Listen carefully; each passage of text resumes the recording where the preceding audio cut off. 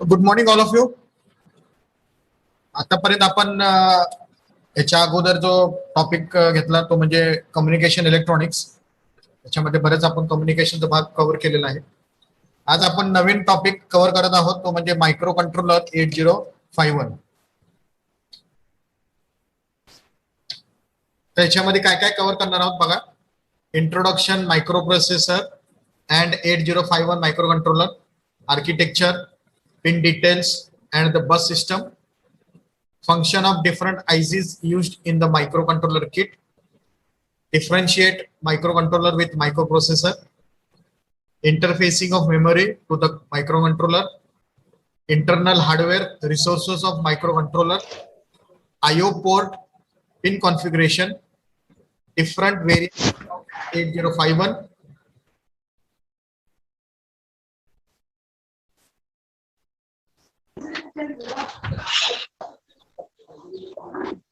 register banks and their functioning, SFR, special registers and their configuration for different applications, comparative study of 8051 and with 8052, and introduction to PIC.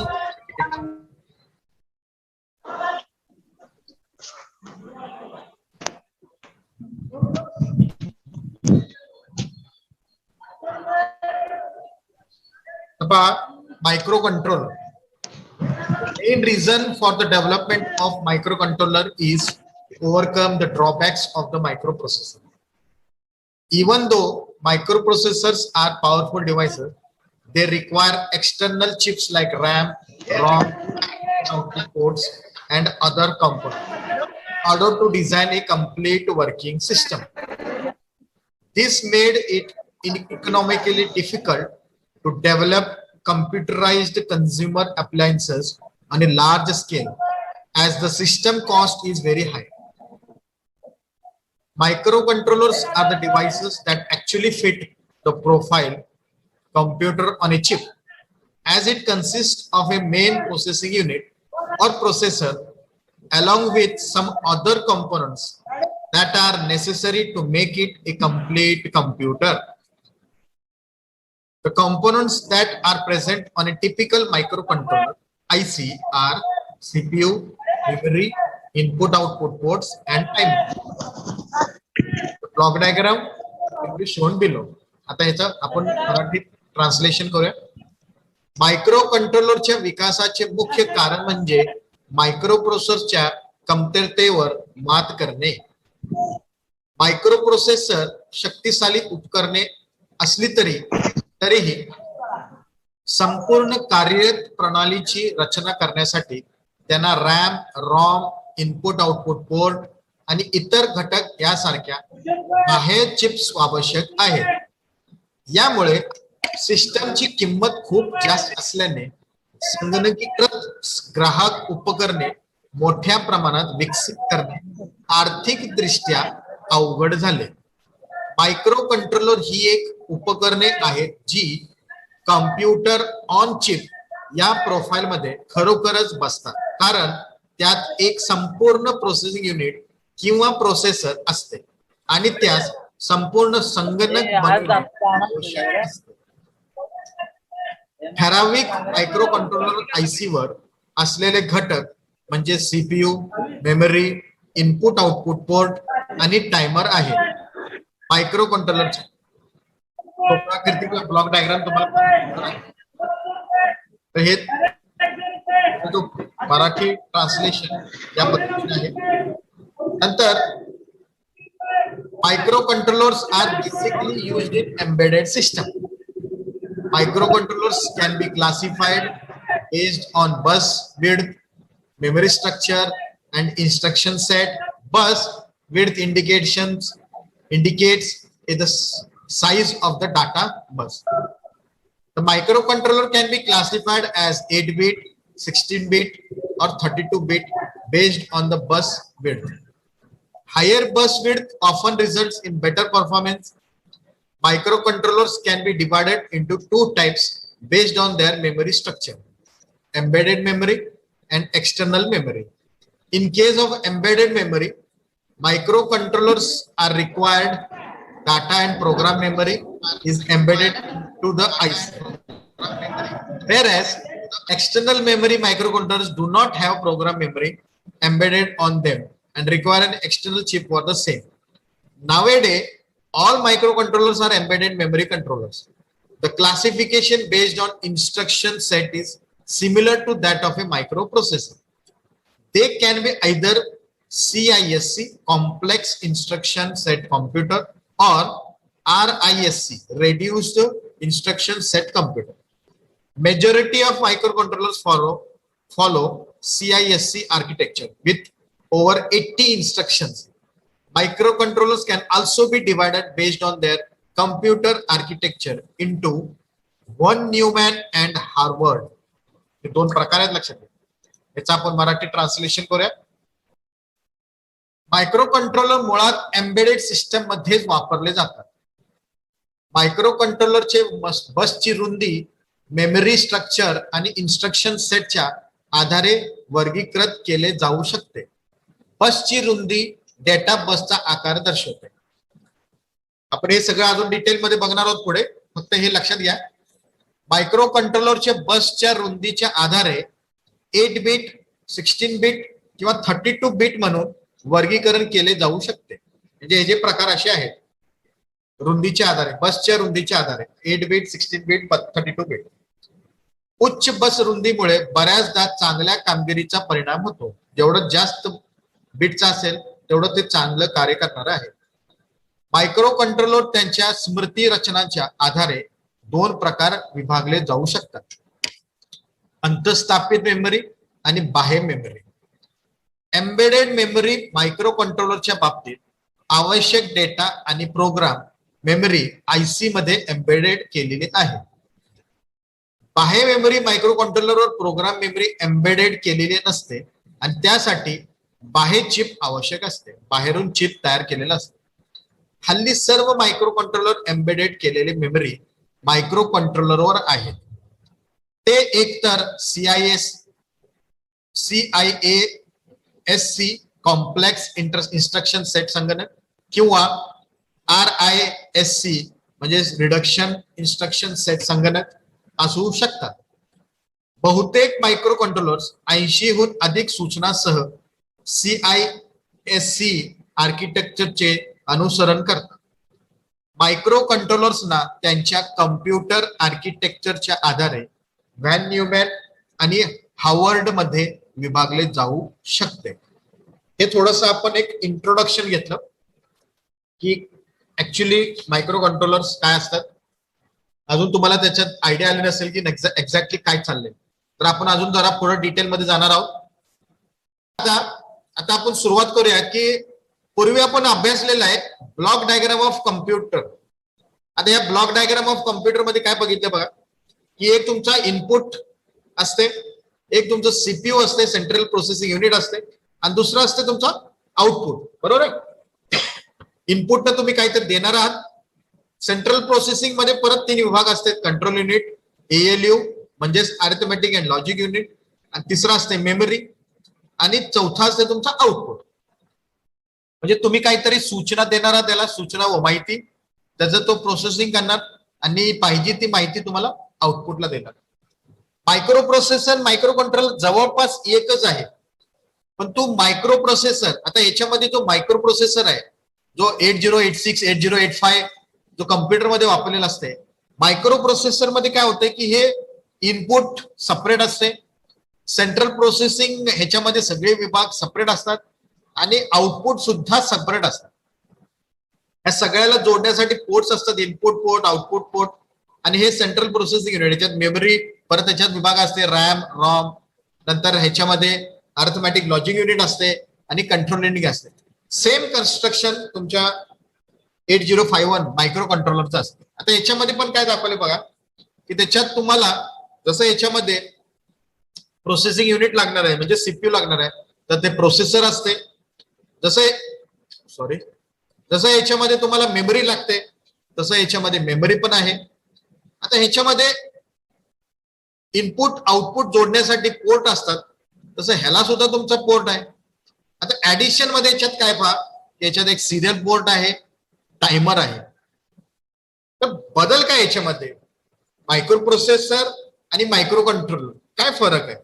Same आहे, input पण आहे, output पण आहे आणि CPU पण आहे. याच्यामध्ये पण सेम तेच आहे. फक्त फरक काय की हे जे आहे हे सगळे सेपरेट सेपरेट आहे. पोर्ट सेपरेट आहे, कंट्रोल युनिट सेपरेट आहे, एएलयू सेपरेट आहे, मेमरी युनिट सेपरेट आहे. समजा ह्या सगळ्यांचं विभाग, सगळे जे विभाग आहेत ते एका चिप मध्ये बसवलं, म्हणजे हे सगळे एकाच चिप मध्ये बसवलं तर त्याला म्हणतात मायक्रो कंट्रोलर. हे सगळं एकाच चिप मध्ये, लक्षात घ्या, हे सगळं एक सिंगल आयसी मध्ये बसवलेलं असतं.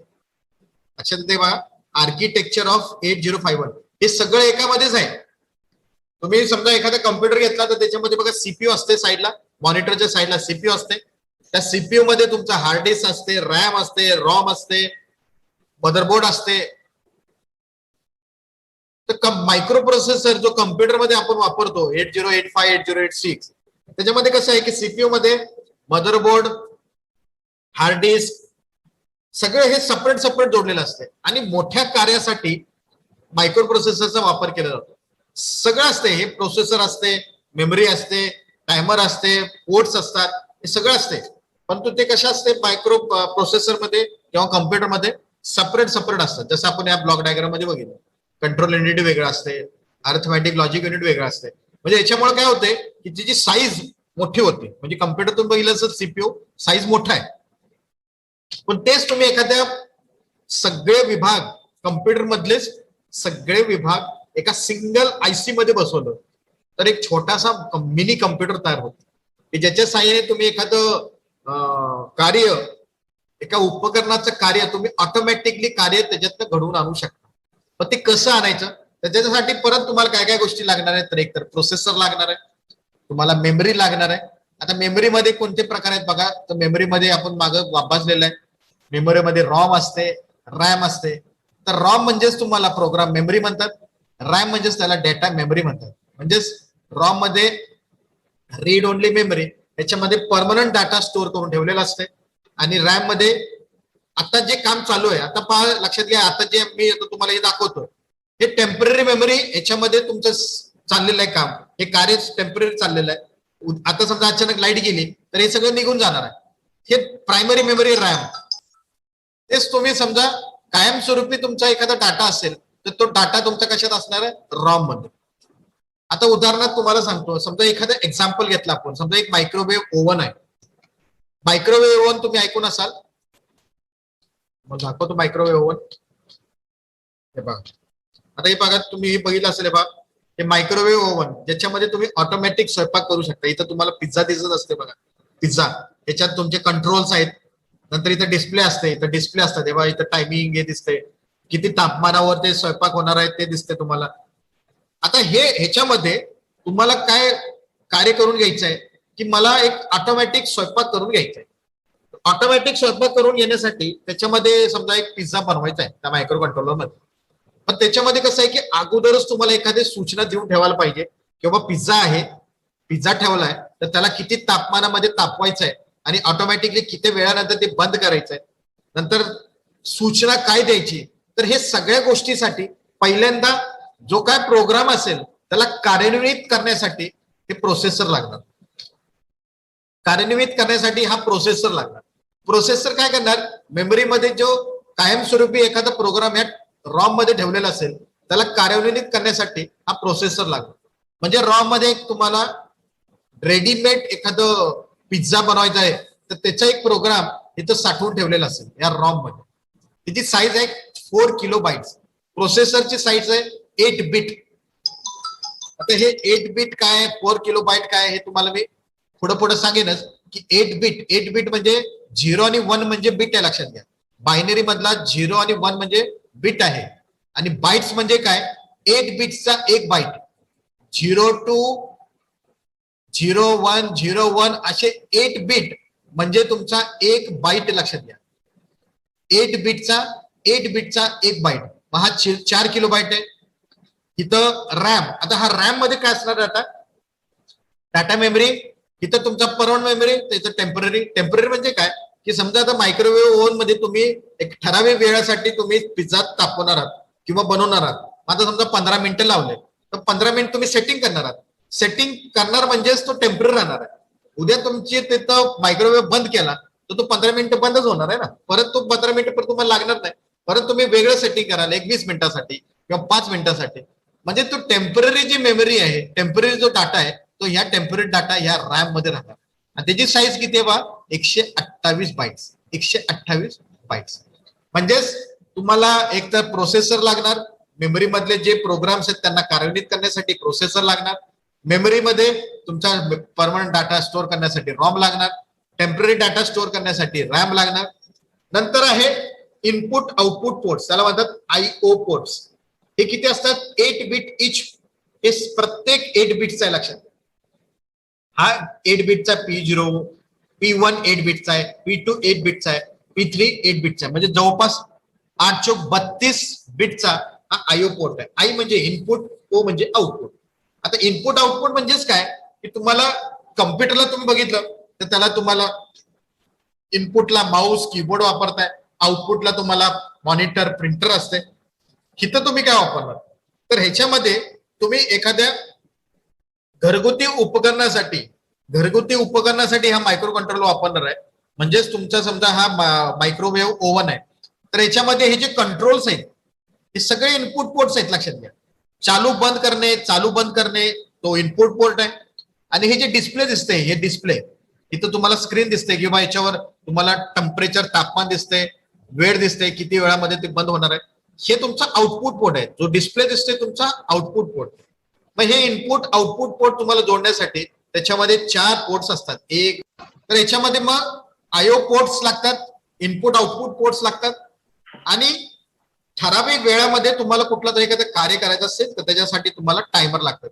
तर टायमर किती आहेत, 2 टायमर आहेत. 16 बिटचे 2 टायमर आहेत त्याच्यात. आणि नंतर एक ऍडिशनल मध्ये ह्याच्यात आहे सिरियल पोर्ट. सिरियल पोर्ट म्हणजे काय, तो वेगळं काय नाहीये. तो काय करतो, bit by bit serially data receive करतो आणि डाटा ट्रान्समिट करतो. REXD म्हणजे डाटा रिसिव्ह आणि TXD म्हणजे data transmit. Bit by bit म्हणजे त्याला सिरियल पोर्ट म्हणतात. हे जे आहेत ऍट अ टाइम एकाच वेळेला 8 बिट्स घेणार आहे, त्याला पॅरलल पोर्ट म्हणतात. हे पॅरलल पोर्ट आहे. आणि सिरियल पोर्ट म्हणजे बिट बाय बिट, पहिला 0 येणार, मग 1 येणार, परत 0 येणार, मग येणार, त्याला म्हणतात सिरियल पोर्ट. तर अशा पद्धतीनं एका सिंगल आयसी मध्ये तुम्ही हा बसवला तर ह्याला म्हणतात मायक्रो कंट्रोलर. ह्याचा डिटेल जो ब्लॉक डायग्राम आहे, जनरल ब्लॉक डायग्राम ऑफ 8051, ते या पद्धतीने पहा. जे आता आपण बघितलं तेच आहे, सगळं वेगळं काय नाही. त्याच्यात एक्स्ट्रा फक्त तुम्हाला हे इंटरप्ट कंट्रोल दिसते, बाकी जवळपास तेच आहे. परत एक ऑसिलेटर दिसते, नंतर हे बस कंट्रोल दिसते. त्याच्यामध्ये काय काय वापरले बघा, इंटरप्ट कंट्रोल आहे, रॉम आहे, रॅम आहे, 2 टायमर आहेत, सिरियल पोर्ट आहे, मगाशी बघितलं आपण TXD RXD, नंतर 4 पोर्ट्स आहेत, IO ports, input output ports, bus control आहे, एक ऑसिलेटर आहे आणि सीपीयू आहे, सेंट्रल प्रोसेसिंग युनिट आहे. तर आता ह्याचं स्टेप बाय स्टेप आता बघूया जरा. तर बघा बस कंट्रोल, याच्यामध्ये जो बस कंट्रोल मध्ये 8 बिटचा डाटा बस आहे. हे 8 बिट डाटा हस्तांतरित करण्यासाठी वापरले जाते. 8 बिट डाटा हस्तांतरित करण्यासाठी वापरले जाते. दुसरा आहे 16 बिट ऍड्रेस बस. ही एक 16 बिट बस आहे जी केवळ माहिती स्थानांतरित करते. म्हणजे 8 बिट डाटा बस डाटा हस्तांतरित करते आणि हे ऍड्रेस बस फक्त माहिती स्थानांतरित करते. नंतर आहे 4 IO ports, port 0, port 1, port 2, port 3. हे तुम्हाला मगाशी सांगितलं 8 बिटचे आहेत. ह्याच्यामध्ये तुम्ही इनपुट आउटपुट पोर्ट जोडताय, जसं मगाशी मी कीबोर्ड आणि माऊसच्या संदर्भात सांगितलं. नंतर आहे टायमर्स आणि काउंटर्स. हे टायमर्स आणि काउंटर्स याच्यामध्ये एक ऑसिलेटर सर्किट वापरलेलं असते. ऑसिलेटर सर्किट असते. ऑसिलेटर सर्किट XTAL1 आणि XTAL2 असं एक क्रिस्टल ऑसिलेटर असते, ज्याच्यामध्ये 2 पिनामध्ये, या 2 पिन नंबर मध्ये हे क्रिस्टल ऑसिलेटर जोडलेलं असते.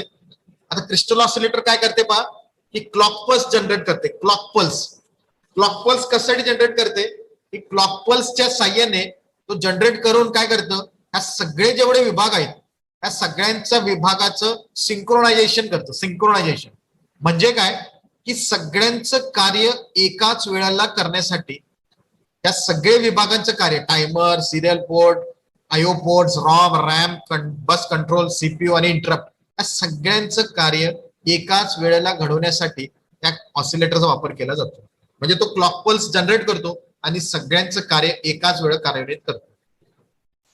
पण टायमर्स आणि काउंटर्स त्याच्यासाठी असतात. त्याच्यात ऍडिशनल काय 4 बटन असतात, काय 4 कंट्रोल्स असतात. ते म्हणजे EA external enable, PSEN program store enable, ALE address latch enable आणि रिसेट असे 4 ऑप्शन, 4 बटन, 4 पिन्स असतात. नेक्स्ट आहे इंटरप्ट कंट्रोल. याच्यामध्ये आपण आता काय बघितलं, बस कंट्रोल, आयओ पोर्ट आणि हे ऑसिलेटर. नंतर आहे तुमचा इंटरप्ट कंट्रोल. इंटरप्ट कंट्रोल काय बघा, एखाद्या पेरिफरल डिव्हाइसला कार्यान्वित करण्यासाठी पेरिफरल डिव्हाइस एक इंटरप्ट कंट्रोल सिग्नल प्रोसेसरला पाठवतो, ज्यामुळे प्रोसेसर चालू जे काम कार्यान्वित करीत आहे तो थांबवतो व पेरिफरल डिव्हाइसचे काम करण्यासाठी जोडून घेतो व पेरिफरल डिव्हाइसचे काम झाल्यावर पुन्हा प्रोसेसर ज्या वेळी व ज्या ठिकाणी थांबवला होता त्याच त्या ठिकाणापासून राहिलेलं कार्य कार्यान्वित करण्यासाठी सुरुवात करतो. म्हणजे काय पहा की आता समजा प्रोसेसर मधनं तुम्हाला प्रोसेसर आणि मेमरी, म्हणजे प्रोसेसर तो मेमरी मधले जो डाटा आहे तो कार्यान्वित करण्यासाठी काहीतरी प्रोसेसिंग करत आहे, पण मध्ये समजा एखादं माऊस किंवा कीबोर्डला वाटलं मला काहीतरी माहिती द्यायची आहे इनपुट मधून कीबोर्ड किंवा माऊसच्या साह्याने, तर हा पेरिफरल डिव्हाइस, याला म्हणतात पेरिफरल डिव्हाइस, कीबोर्ड किंवा माऊस, तो काय करणार आहे, एक इंटरप्ट कंट्रोल, एक इंटरप्ट सिग्नल ह्या प्रोसेसरला देणार. प्रोसेसर काय करणार, चालू काम तिथं जागेवर थांबवणार, म्हणजेच त्याला इंटरप्ट म्हणतात. म्हणजे इथनं तुम्ही जे काय सिग्नल दिला तर तो इंटरप्ट सिग्नल इथं आला की प्रोसेसर चालू काम तिथं थांबवणार आहे आणि तो काय करणार आहे, इथनं जी माहिती दिलेली असेल, समजा माऊस मधनं गेले तर माऊस मधनं गेलेली जी माहिती आहे तो प्रोसेस करणार. त्याला काय जी माऊस मधनं जी माहिती द्यायची, आता समजा आम्ही इथं काहीतरी एक असं आम्ही आता बघा हे कर्सर मी असं हलवतोय, हे कर्सर कशासाठी कसं हलवतोय, तर इथनं तुमचा जो आयओ पोर्ट मधून जो इंटरप्ट सिग्नल इथं गेला तो काय करणार आहे, अगोदरचा जो काम चालू होता तो थांबवणार आणि हे प्रोसेस चालू करणार. पहा आता हे जे मी करतोय हे प्रोसेस चालू ठेवले, तोपर्यंत तो काम प्रोसेसरचा तो थांबलाय. आता हा फक्त माऊसचं काम चालू ठेवलं, माऊसचं काम थांबलं. आता बघा मी कर्सर थांबवला, माऊसचं काम थांबलंय. मग आता काय करणार आहे, परत प्रोसेसर ज्या वेळेत जिथं ज्या ठिकाणी तो थांबला होता ते प्रोसेस परत तो चालू ठेवणार आहे. ह्याला म्हणतात इंटरप्ट कंट्रोल. इंटरप्ट कंट्रोलचं काम ते आहे की मध्येच तो काम करणार आहे. मग ह्याच्यामध्ये किती 5 इंटरप्ट सिग्नल आहे. एक आहे external interrupt, INT0, INT1, interrupt 0, interrupt 1, INT म्हणजेच इंटरप्ट. नंतर टायमर फ्लॅग आहे TF0, TF1 आणि तो मगाशी आपण बघितला सिरियल पोर्ट इंटरप्ट R1 आणि T1 असे इंटरप्ट कंट्रोल आहे. नंतर आहे सीपीयू, तुमचा जो प्रोसेसर आहे, मगाशी आपण बघितलं प्रोसेसर हा सीपीयू तुमचा, म्हणजे इथं जे आपण बघितलं प्रोसेसर, जो प्रोग्राम्स जे आहेत डाटा आणि ऍड्रेस बसचे प्रोग्राम जे आहेत ते कार्यान्वित करण्यासाठी, आता प्रोग्राम कार्यान्वित करण्यासाठी प्रोसेसर वापरला जातो. मग प्रोग्राम काय, प्रोग्रामिंग इज नथिंग बट सूचनांच्या संचाला प्रोग्राम म्हणतात. म्हणजे सूचनांचे जे संच असतो त्यालाच आपण प्रोग्राम म्हणतो. मग प्रोग्राम कुठे असतात, तर प्रोग्राम असतात मेमरीमध्ये साठवले जातात. मेमरी किती प्रकारचे आहेत, मेमरी 2 प्रकार आहेत. एक रॉम आहे जो म्हणजे प्रोग्राम मेमरी आहे, कायम डाटा संग्रहित केला जातो. रॉम मध्ये कायम प्रोग्राम डाटा संग्रहित केला जातो. आणि दुसरा प्रकार आहे रॅम, रॅन्डम ऍक्सेस मेमरी, म्हणजेच डाटा मेमरी ज्याच्यामध्ये तात्पुरता जो डाटा आहे रॅम मध्ये चालू टाइम ऑपरेशन डाटा संग्रहित केला जातो. म्हणजे आता जो काम चालू आहे सध्या हा तुमचा रॅम मध्ये साठवून ठेवला जात आहे. आता हे सगळं प्रोसेस, आता प्रोसेसर आणि मेमरी ह्या दोन्ही मध्ये प्रोसेसिंग करण्यासाठी काय लागणार आहे तुम्हाला, तर मेमरीला प्रोसेसरशी जोडण्यासाठी 3 प्रकारचे बसेसची आवश्यकता लागते. 3 प्रकारचे बसेसची आवश्यकता लागते. आता ती बसेस काय बा सॉरी बसेसचे प्रकार आहेत ऍड्रेस बस, डाटा बस आणि कंट्रोल बस. त्याच्यामध्ये ऍड्रेस बसचं काम काय, मेमरी मधून स्थान निवडण्यासाठी ऍड्रेस बसची आवश्यकता आहे. मेमरीमध्ये वाटप केलेल्या बऱ्याच स्थानावरून ऍड्रेस बसला मेमरी मधून स्थान निवडणे आवश्यक आहे. मेमरीमध्ये कसं आहे की बरेच लोकेशन्स असतात. आता कोणत्या लोकेशन मध्ये कोणता डाटा आपल्याला साठवून ठेवायचा आहे तो काय करणार आहे, ऍड्रेस बस त्याला ऍड्रेस तयार करणार आहे की कोणत्या ऍड्रेसला जाऊन डाटा घ्यायचा आहे का द्यायचा आहे, जे डाटा स्टोअर करायचा आहे का तिथनं घ्यायचं आहे. तर हे ऍड्रेस पहिल्यांदा मिळणार, म्हणजे तो ऍड्रेस पहिल्यांदा लोकेशन बघणार कुठं लोकेशन आहे, फक्त त्याचं काम तेवढंच आहे ऍड्रेस बघणे. आता डाटा बसचं काम काय की एखादा स्थान निवडल्यानंतर ज्यावेळेला ऍड्रेस तयार झाला की मग डाटा बस प्रोसेसर आणि मेमरी दरम्यान डाटा स्थानांतरित करते. मग डाटा बसचं काम काय की लोकेशन मिळाला की मग डाटा बस काय करणार, तो डाटा तिथनं प्रोसेसर मधनं मेमरी आणि ह्याच्यातनं मेमरीतून प्रोसेसरला डाटा इकडून तिकडे स्थानांतरित करणार आहे. हे दोन्हीची प्रोसेस करण्यासाठी, दोन्हीवर नियंत्रण ठेवण्यासाठी, म्हणजे तुमच्या प्रोसेसर मधनं मेमरी, मेमरीतून प्रोसेसर हे डाटा हस्तांतरित करण्यासाठी, स्थानांतरित करण्यासाठी, त्याला ह्याच्यावर नियंत्रण ठेवण्यासाठी काय लागणार आहे तुम्हाला, कंट्रोल बस. प्रोसेसर वरून मेमरी आणि पुन्हा मेमरी वरून प्रोसेसर मध्ये डाटा स्थानांतरित करण्यासाठी कंट्रोल बस आवश्यक आहे. म्हणजे या सगळ्यांच्या वर नियंत्रण करण्यासाठी कंट्रोल बसची आवश्यकता आहे. तर लक्षात आलं असेल की तुमच्या प्रोसेसर आणि मेमरीमध्ये डाटा कम्युनिकेशन करण्यासाठी तुम्हाला ऍड्रेस बस लागणार आहे, डाटा बस लागणार आहे आणि कंट्रोल बस लागणार आहे. तर हे लक्षात आलं असेल की ऍड्रेस बस म्हणजे काय, डाटा बस म्हणजे काय आणि कंट्रोल बस म्हणजे काय. पुढे बघा, आता समजा तुम्हाला प्रोसेसर डाटा वाचू इच्छित आहे असल्यास तो डाटा प्राप्त करणार, म्हणजे प्रोसेसरला समजा डाटा वाचायचा असेल तर तो डाटा घेणार आहे आणि त्याला वाटलं बाबा जर प्रोसेसर डाटा लिहायचा असेल तर तो डाटा ट्रान्सफर करणार आहे. प्रोसेसरचं काम थोडक्यात दिलेलं आहे की प्रोसेसरला डाटा वाचू इच्छित असल्यास तो डाटा प्राप्त करेल, त्याला डाटा लिहायचा असेल तर तो जर डाटा लिहायचा असेल तर तो डाटा ट्रान्सफर करेल. नंतर आहे तुमचा input output ports, IO ports.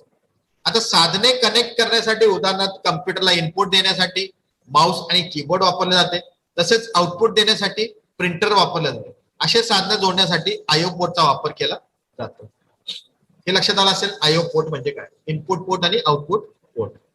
नंतर टायमर आहे पहा, ठराविक वेळामध्ये कार्य करण्यासाठी टायमरचा वापर केला जातो किंवा कोणत्याही दोन कामामधील विलंब देण्यासाठी टायमरचा वापर केला जातो. ह्याच्यासाठी मी एक एक्झाम्पल देणार आहे, तुम्हाला अजून ह्याच्यात डिटेल कळेल की एक्झॅक्टली हे सगळं काय आहे. आता हे एक्झाम्पल आहे बघा. आता ह्याच्यामध्ये पहा की मायक्रोवेव्ह ओव्हनचा उदाहरण घेतल्यास त्यामध्ये जेवण ऑटोमॅटिक बनवण्यासाठी त्यामध्ये प्रोग्राम अगोदर स्टोअर करून ठेवलेला असतो. या प्रोग्रामला कार्यान्वित करण्यासाठी प्रोसेसरची आवश्यकता असते. आता बघा, मायक्रो कंट्रोलर मध्ये आपण काय बघितलं, एक प्रोसेसर आहे, मेमरी आहे, टायमर आहे, आयओ पोर्ट आणि सिरियल पोर्ट आहे. आता हे तुम्हाला त्या मायक्रो कंट्रोलर मध्ये खरोखर लागते का, त्याच्यासाठी आपण एक एक्झाम्पल घेतलंय. एक मायक्रोवेव्ह ओव्हन आहे, हे मायक्रोवेव्ह ओव्हन आहे. तर ह्याच्यात तुम्हाला एखादं स्वयंपाक करायचं आहे ऑटोमॅटिकली, तर हे समजा पिझ्झा बनवायचा आहे किंवा एखादं भात बनवायचं आहे किंवा एखादी भाजी बनवायची आहे, तर ह्याच्यासाठी अगोदरच एक ऑटोमॅटिक एक प्रोग्राम अगोदरच स्टोअर करून ठेवलेला असते, परमनंट एक स्टोअर करून ठेवलेला असते. पण त्याला कार्यान्वित करायचं असेल तर तुम्हाला लागणार प्रोसेसर. आता प्रोसेसर मेमरी मधील प्रोग्रामला कार्यान्वित करणार म्हणजेच मेमरी लागणार आहे. मेमरी मधील रॉम मध्ये कायम प्रोग्राम साठवून ठेवलेला असणार आहे. म्हणजे बघा की तुम्हाला जो रेडीमेड एक पिझ्झा बनवायचा असेल तर प्रोग्राम करून ठेवलेला असेल, तो कुठे असणार, रॉम मध्ये, रीड ओनली मेमरी मध्ये.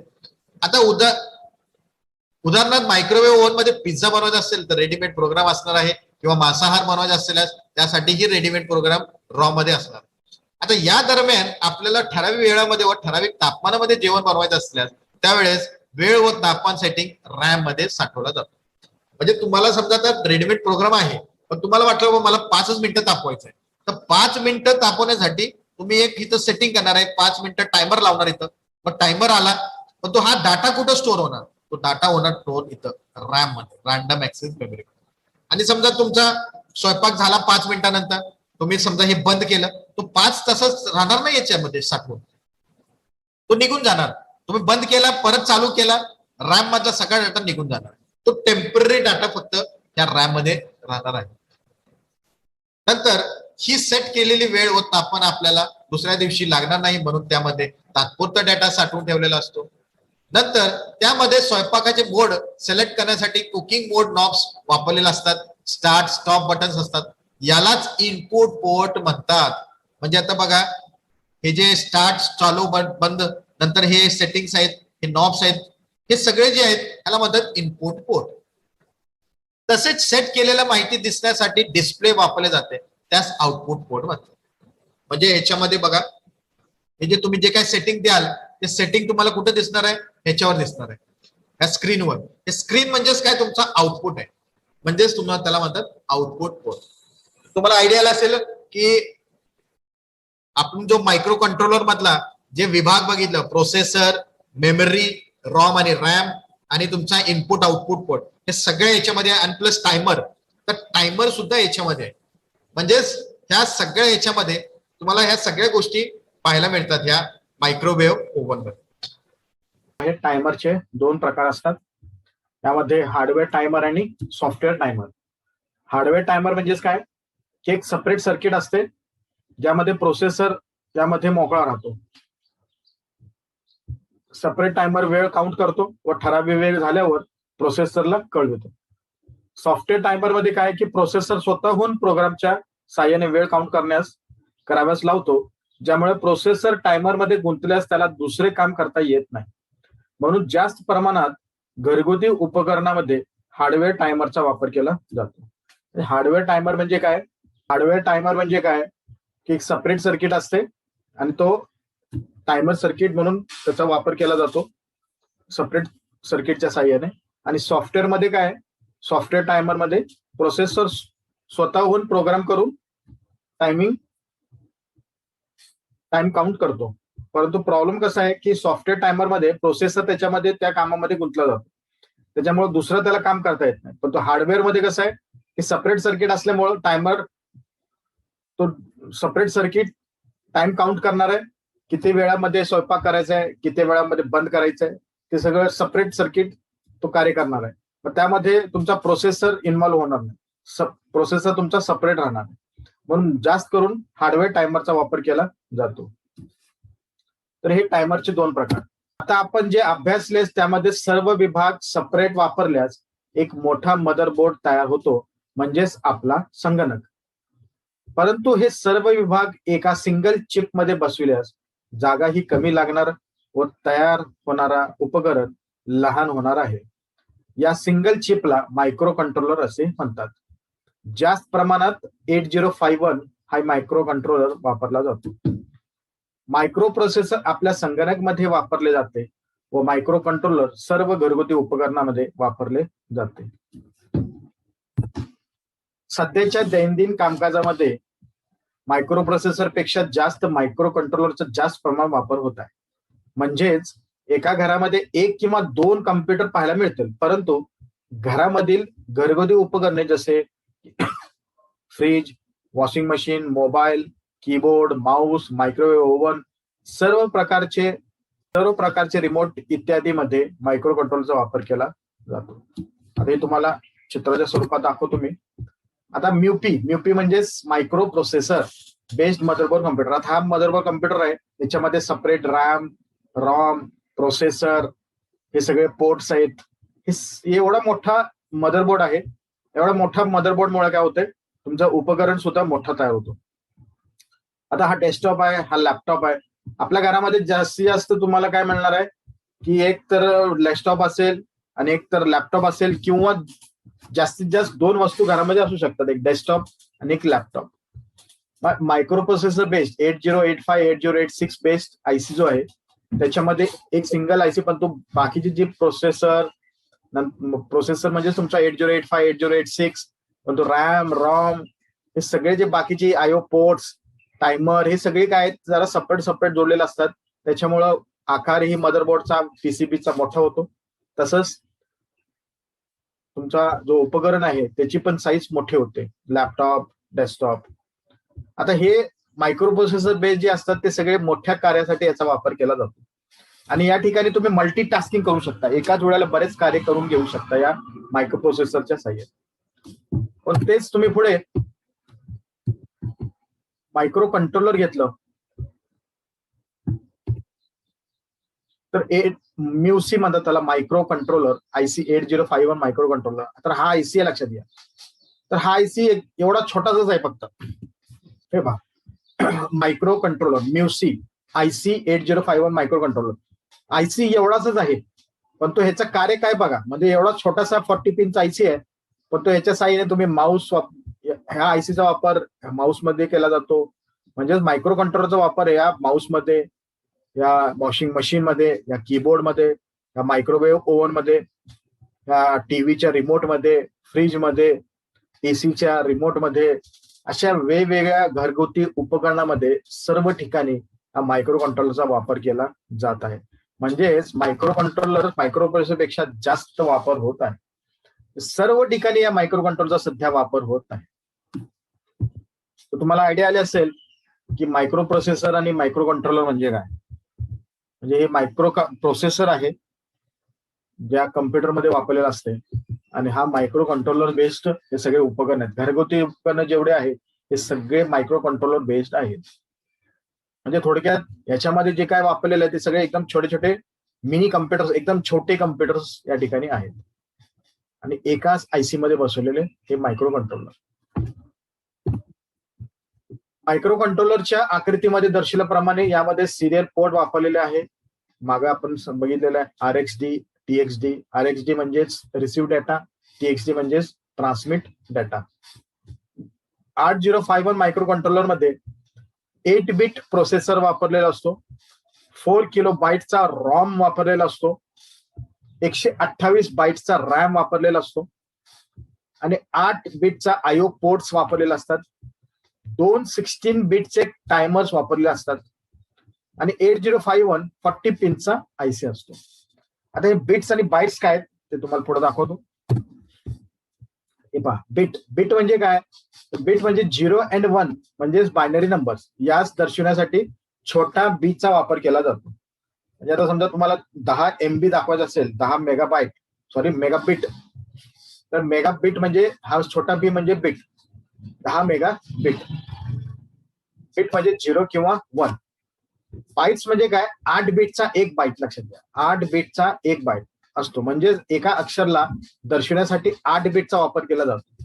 उदाहरणार्थ समजा ए अक्षर आहे, त्याला दर्शवण्यासाठी 8 बिट्स लागणार. हे पहा, 1 2 3 4 5 6 7 आणि 8 असे 8 बिट्सच्या बायनरी फॉर्म मध्ये. याच दर्शवण्यासाठी मोठा बीचा वापर केला जातो. आता समजा तुम्हाला 10 मेगा बिट बाईट्स पर सेकंड दाखवायचं असेल, आता बिट नाही, ही बाईट आहे. बिटला छोटा M आहे, बाईटला मोठा M आहे. आता याच्यावरनं तुम्हाला लक्षात येईल की बिट म्हणजे छोटी संख्या आहे, म्हणजे 0 आणि 1 म्हणून छोटा बी, आणि हे बाईटला मोठी संख्या म्हणून मोठा बी. हे तुम्ही लक्षात घेऊ शकता. बिट म्हणजे छोटा बी आणि बाईट म्हणजे मोठा बी. मग आता समजा ह्याला तुम्हाला 10 MB ला म्हणजे 10 मेगा बाईटला बिट्स मध्ये कन्वर्ट करायचं असेल तर 10 गुणिले 8 म्हणजे काय होणार, 80 मेगा बाईट इतकी येते.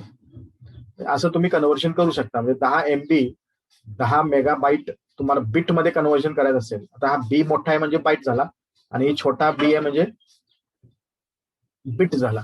मग आता या ठिकाणी काय होणार आहे, 10 मेगा बाईटला काय होणार, 10 × 8 म्हणजे एका बाईटला 8 बिट्स लागतात. मग 10 ला किती होणार, 80 मेगा बाईट इतकी येते, सॉरी मेगा बिट इतकी येते. लक्षात आलं का, बिट म्हणजे काय, बाईट म्हणजे काय, आणि हे कन्व्हर्जन कसं केलं जात आहे. आता आपण आतापर्यंत 8051 IC बघितलं micro controller.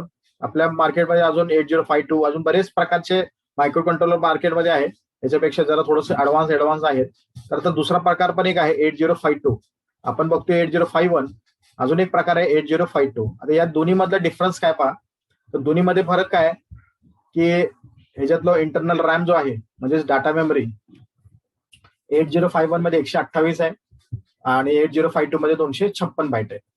Internal ROM program memory किती आहे, कोड मेमरी, तर 8051 हे 4 KB आहे, हे आपलं झालेलं आहे अगोदर, आणि 8052 मध्ये जास्त आहे 8 KB. टायमर काउंटर आपण बघितलं 8051 मध्ये 2 आहेत, 8052 मध्ये 3 आहेत. नंबर ऑफ इंटरप्ट्स आपल्या 8051 मध्ये 5 आहे आणि 8052 मध्ये 6 आहेत. फक्त एवढाच डिफरन्स आहे याच्यामध्ये. 8051 आणि 8052 मध्ये. आता हा तुमचा मायक्रो कंट्रोलर किट आहे. आता या मायक्रो कंट्रोलर किट मध्ये 8051 तर कॉमन आयसी आहेच मायक्रो कंट्रोलर, तर त्याच्या बरोबर त्या मायक्रो कंट्रोलर मध्ये कोणते कोणते आयसीज असतात तर त्याचं पण जरा कार्य बघूया. Functions of different ICs used in the micro controller kit. कोणकोणतेचे वेगवेगळे आयसीज याच्यामध्ये वापरलेले आहेत. तर या ठिकाणी जवळपास 5-7 आयसीज आहेत. त्याच्यातला हा आयसी आहे 27256. 27256 जो आयसी आहे तो रॉम आहे. 61256 हा रॅम आहे. 8255 हा आयओ पोर्ट साठी वापरलेला आहे. नंतर ड्रायव्हर आयसीज आहेत ICL 232 आणि 74184 ड्रायव्हर आयसीज आहेत. नंतर सिरियल कम्युनिकेशन साठी 8051 मध्ये सिरियल कम्युनिकेशन साठी हे ड्रायव्हर्स आहेत, कनेक्टर्स आहेत. आणि हा आयसी आहे 74 LBC 184D. नंतर ऍड्रेस लॅच साठी 5 ऍड्रेस लॅच साठी आयसी आहे 74273. डाटा बस साठी ऍड्रेस बस लागते, डाटा बस लागते. ऍड्रेस बस साठी 74273, डाटा बस साठी 72244. आणि या सगळ्यांना डिस्प्ले करण्यासाठी जो काही तुम्ही प्रोग्राम करत असाल त्याला डिस्प्ले करण्यासाठी LCD मॉड्यूल असते.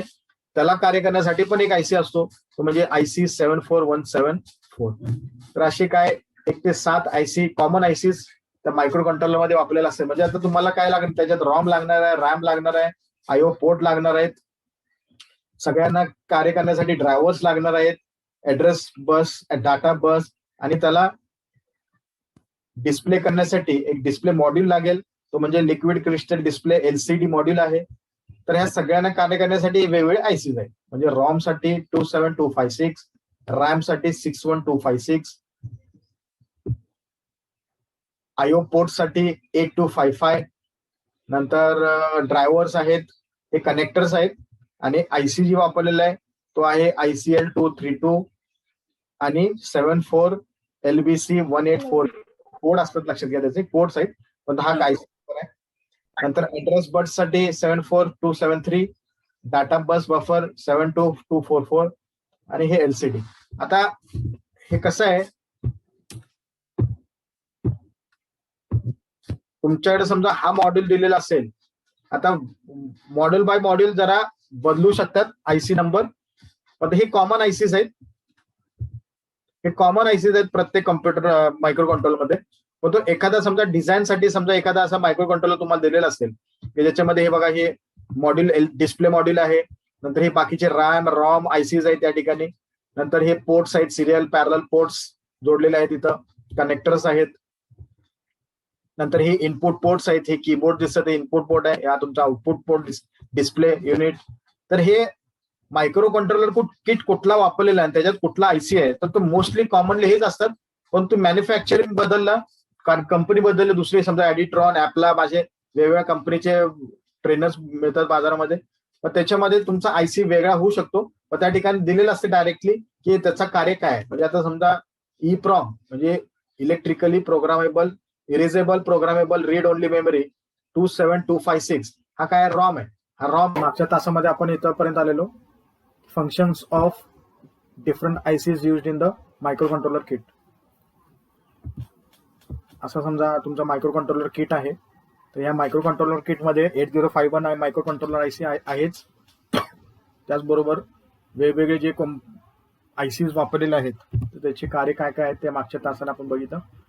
ROM IC, RAM IC, parallel IO ports, drivers, address latch, data bus buffer आणि LCD interface and LCD module. आज आपण बघणार आहोत difference between micro processor and micro controller.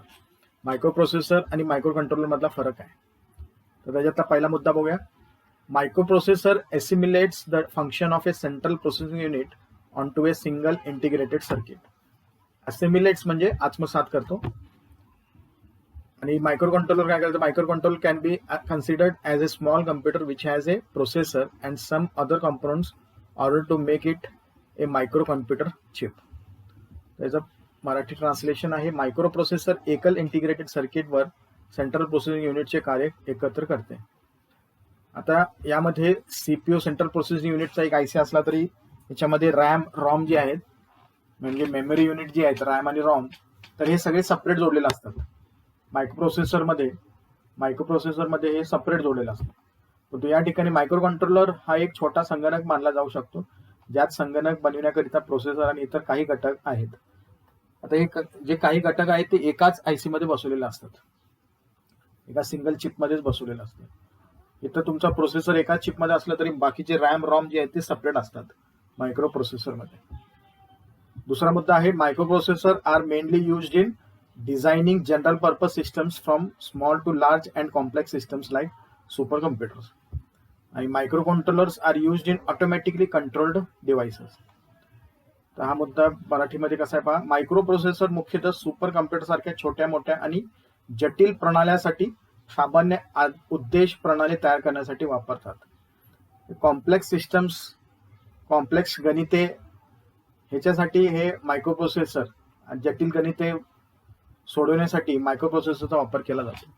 परंतु मायक्रो कंट्रोलर स्वयंचलितपणे नियंत्रित उपकरणामध्ये वापरले जातात. म्हणजे ऑटोमॅटिकली जे उपकरणं आहेत की ते ऑटोमॅटिकली कार्य करणार आहात. उदाहरणार्थ मायक्रोवेव्ह ओव्हन आहे, वॉशिंग मशीन आहे, हे सगळे ऑटोमॅटिकली कार्य करतात. म्हणजे ऑटोमॅटिकली एखाद्या वॉशिंग मशीनमध्ये तुम्ही कपडे टाकलेले आहे तर त्याला तुम्हाला ऑटोमॅटिकली कपडे धुवून काढायचे असेल तर ते ऑटोमॅटिक कार्य करणार आहे या मायक्रो कंट्रोलरच्या साहाय्याने. मायक्रो कंट्रोलर स्वयंचलितपणे नियंत्रित उपकरणामध्ये वापरले जातात. दुसरा आहे, पुढचा मुद्दा आहे, microprocessors are basic components of personal computers. Microcontrollers are generally used in embedded system. आता एम्बेडेड सिस्टम काय? It is a combination of software and hardware design to perform a particular task that has to be completed in a given time. Microprocessor वैयक्तिक संगणकाचे मूलभूत घटक आहे. Microprocessor हा personal कॉम्प्युटरचा मूलभूत घटक आहे, म्हणजे त्याचाच मेन पार्ट आहे, कम्प्युटरचाच मेन पार्ट आहे मायक्रो प्रोसेसर. मायक्रो कंट्रोलरमध्ये एम्बेडेड सिस्टम मध्ये मायक्रो कंट्रोलर वापरलेले असतात. आता हे एम्बेडेड सिस्टम काय आहे, तर हे एक सॉफ्टवेअर आणि हार्डवेअरचं संयोजन आहे की जे एखाद्या विशिष्ट कार्य करण्यासाठी तयार केले गेले आहे, जे एका विशिष्ट वेळेत पूर्ण केले जावे. जसं मी आता मगाशीच तुम्हाला एक्झाम्पल दिलं की वॉशिंग मशीन आहे. तर वॉशिंग मशीन तुम्हाला एखाद्या 15-20 मिनिटांमध्ये कपडे धुवून काढायचे आहे, तर तो बरोबर एका ठराविक विशिष्ट वेळेत तो कपडे धुवून ऑटोमॅटिकली काढून आपल्याला वाळवून सुद्धा, म्हणजे धुवून पण आणि प्लस वाळवून सुद्धा तो वॉशिंग मशीन तुम्हाला देणार आहे. त्याच्यामध्ये सगळं कार्य करण्यासाठी एम्बेडेड सिस्टम, म्हणजे तुमचा जो वॉशिंग मशीन आहे तो एम्बेडेड सिस्टम आहे आणि त्याच्यामध्ये जी वस्तू वापरली आहे सगळं कार्य करण्यासाठी तो म्हणजे मायक्रो कंट्रोलर. थोडक्यात micro controller is nothing but एक छोटासा कृत्रिम मेंदू आहे. जसं आपल्या मनुष्यामध्ये मेंदू असते, आपण विचार करून त्याचे उत्तर देतो. एखादा प्रश्न तुम्हाला विचारला की तुम्ही त्याचा विचार करून तुम्ही व्यवस्थित योग्य उत्तर देता, कारण तुमच्या मेमरीमध्ये ते त्याचं उत्तर स्टोअर केलेलं असेल. ते तुम्हाला माहिती असेल तर तो स्टोअर करणार आहे, जी माहिती नसेल त्याचा तुम्ही अभ्यास करणार आहात. पण तो इथं ह्या मायक्रो कंट्रोलरमध्ये तुम्ही अगोदरच सूचनेचा संच दिलेला असते, म्हणजे प्रोग्रामच्या स्वरूपात एक सॉफ्टवेअर तयार केलेलं असते.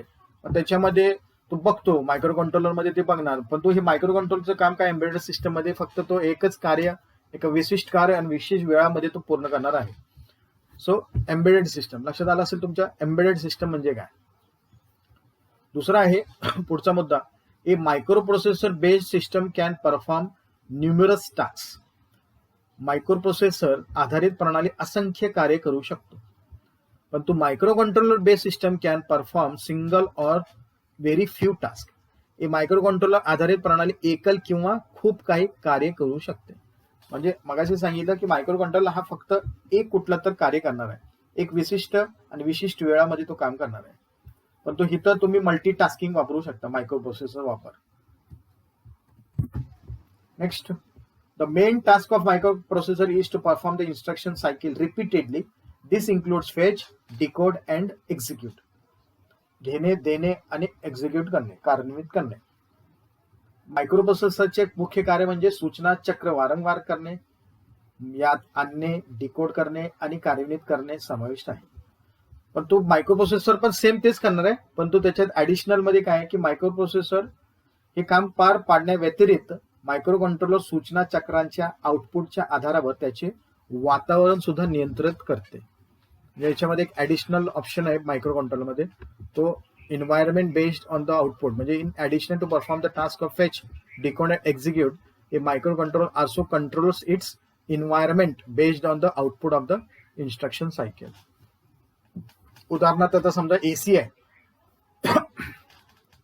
एसी मध्ये कसं आहे की ऑटोमॅटिक आपल्या घरामध्ये आपण जे एसी वापरतो तर घरामध्ये रूम टेम्परेचर किती आहे त्या रूम टेम्परेचर प्रमाणे तो एसी कंट्रोल करून त्याचं सेन्स करून तर ऑटोमॅटिक किती तापमान ठेवलं पाहिजे घरामध्ये तर ते ऑटोमॅटिकली टेम्परेचर कंट्रोल करते. जे ऑटोमॅटिक तो टेम्परेचर लावतो, सेट करतो आणि आपल्याला तेवढं कूलंट त्या ठिकाणी म्हणजे थंड हवा त्या एसी मधून आपल्याला मिळतं.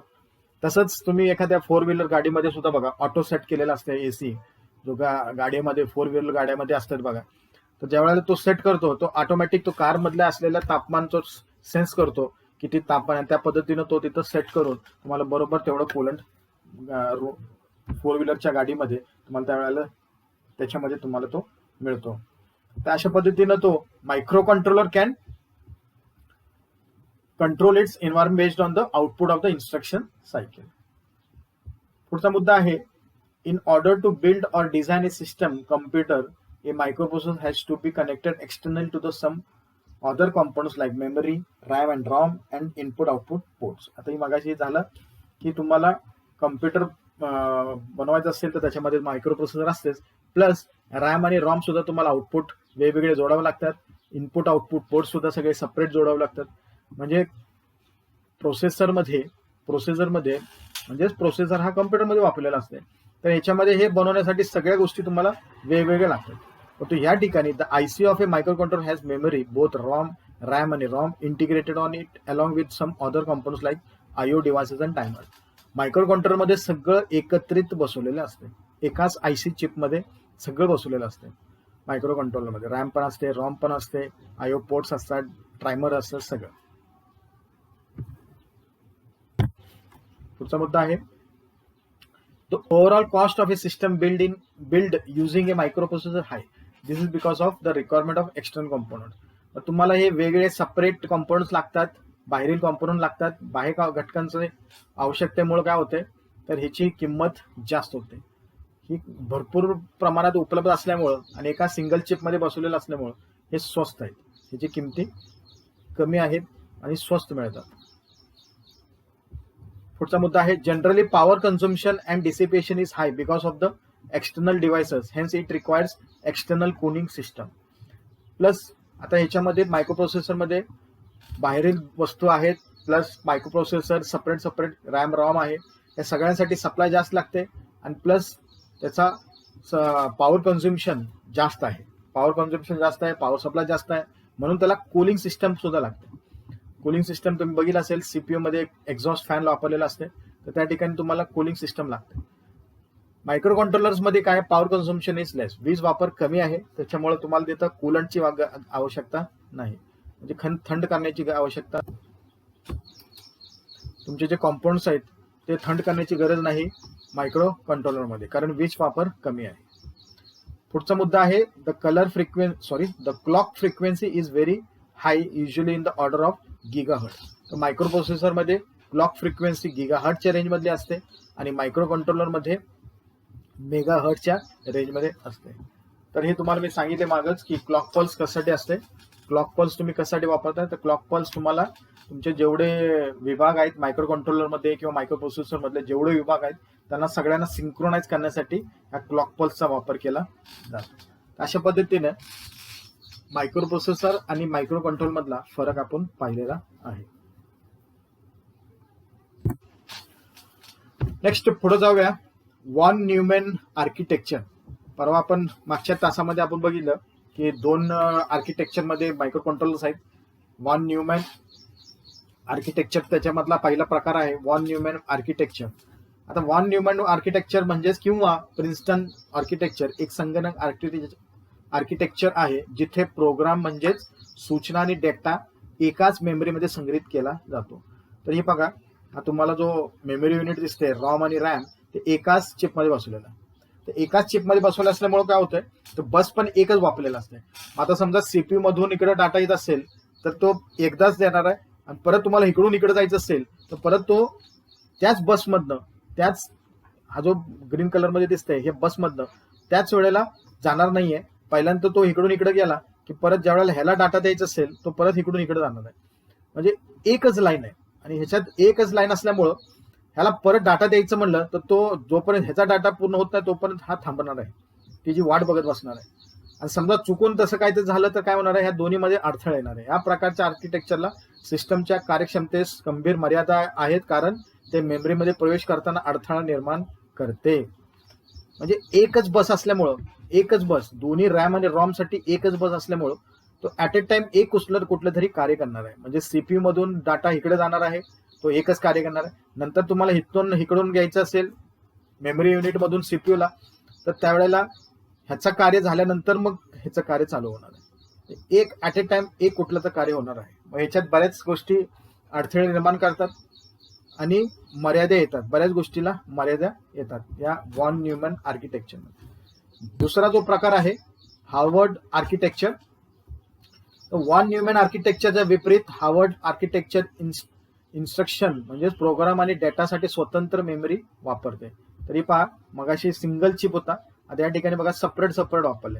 रॅमला सेपरेट आहे, रॉमला सेपरेट आहे. आता इथं काय फायदा आहे की इथं तुमचा सेपरेट डाटा साठी बस वापरलाय आणि सेपरेट रॉम साठी सेपरेट डाटा बस वापरलाय. म्हणजे हे तुम्हाला सीपीयू मधून रॅमला पाठवायचं आहे ह्या बसमध्ये जाईल, सीपीयू मधून रॉम मध्ये पाठवायचं असेल तर या बसमध्ये जाईल. म्हणजे ह्याच्यामध्ये कोणत्याही प्रकारचा अडथळा येणार नाही. तुमचा इकडून इकडे डाटा जाईल, इकडून इकडे डाटा जाईल. परत प्रोग्राम मेमरीसाठी सुद्धा सीपीयू मधून प्रोग्राम मेमरी जाईल आणि प्रोग्राम मेमरी मधून परत सीपीयूला जाईल. इथं कोणत्याही प्रकारचा अडथळा येणार नाही. म्हणून हार्वर्ड आर्किटेक्चरची अंमलबजावणी 8051 मायक्रो कंट्रोलर जवळजवळ सर्व मायक्रो कंट्रोलर करतात. म्हणजे आत्ताच्या मायक्रो कंट्रोलर मध्ये सगळे हार्वर्ड आर्किटेक्चरचा वापर केलं जात आहे. तर हे दोन प्रकारचे आर्किटेक्चर आपण पाहिलं मायक्रो कंट्रोलर मधले.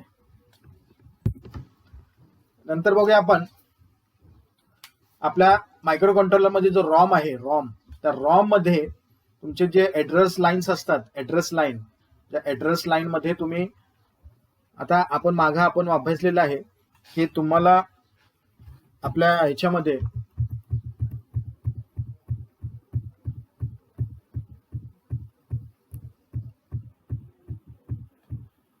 आता याच्यामध्ये काय लागते, तुम्हाला एक प्रोसेसर लागते आणि मेमरी लागते. प्रोसेसर काय करते, मेमरी मधले जे रॉम मधला डाटा किंवा रॅम मधला डाटा कार्यान्वित करण्यासाठी हा प्रोसेसरचा वापर केला जातो. It is use to execute the program stored in memories. या मेमरीमध्ये तर रॉम मध्ये 4 किलोबाइट्स असतात, रॅम मध्ये 128 बाइट्स असतात. रॉम म्हणजे तुमचा प्रोग्राम मेमरी आहे आणि रॅम म्हणजे तुमचा डाटा मेमरी आहे. रॉम मध्ये तुमचा परमनंट डाटा स्टोअर असतो, रॅम मध्ये टेम्पररी डाटा स्टोअर असतो. तर ह्या दोन्ही मध्ये कम्युनिकेशन करण्यासाठी तुम्हाला इथं खाली मध्ये तुम्हाला कम्युनिकेशन करण्यासाठी बसेस लागतात. कंट्रोल बस, डाटा बस आणि ऍड्रेस बस. तर हे बसेस तुम्हाला कार्यान्वित करण्यासाठी तुम्हाला काय लागतंय, एकतर प्रोसेसर पहिल्यांदा काय करणार आहे, ह्याच्यामध्ये जेवढे ऍड्रेस लोकेशन्स असतील कुठे ते डाटा तुम्हाला स्टोअर करायचा आहे त्याचा पहिल्यांदा पत्ता पाहिजे. पत्ता मिळाला की मग तो डाटा तो देणार नाहीतर घेणार. तो देणार आणि घेणार म्हणजे दोन्ही गोष्टी आहेत त्याच्यामध्ये. तो प्रोसेसर मधून मेमरीला देणार किंवा प्रोसेसर मधून डाटा तो घेणार. पण तो ह्याच्यासाठी तुम्हाला काय लागणार आहे, तिथं तुमच्या या रॉम आणि रॅम मध्ये ऍड्रेस लोकेशन्स लागणार आहेत. तर त्या ऍड्रेस लोकेशन साठी तुम्हाला या गोष्टी लागणार आहेत.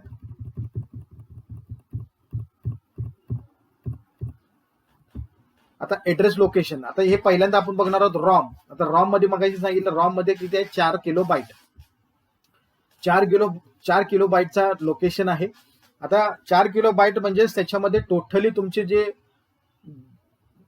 ऍड्रेस लोकेशन्स आहेत ते स्टार्टिंग ऍड्रेस 0000H पासून ते 0FFH इथेपर्यंत तुम्हाला पहिल्यांदा मेमरी ऍड्रेस लोकेशन्स या ठिकाणी मिळणार आहे.